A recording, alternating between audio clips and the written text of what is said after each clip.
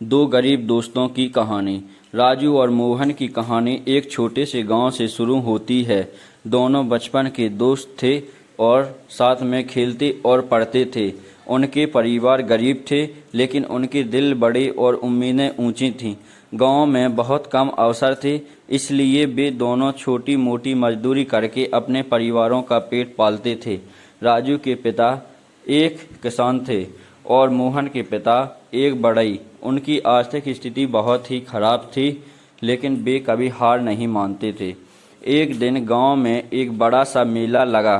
दोनों दोस्तों ने सोचा कि मेले में जाकर कुछ नया सीखेंगे और शायद कोई काम भी मिल जाए।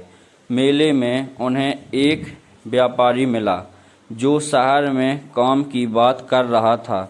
उन्होंने व्यापारी से बात की और उसने उन्हें शहर में काम करने का निमंत्रण दिया।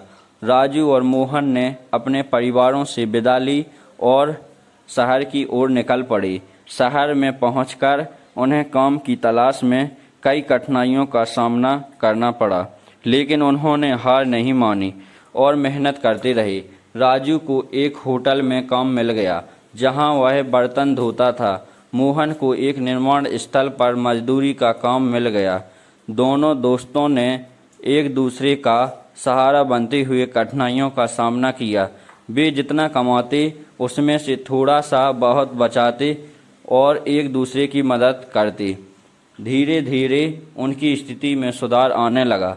राजू ने होटल में मेहनत और ईमानदारी से काम करके प्रमोशन पाया और एक दिन खुद का छोटा सा ढाबा खोल लिया।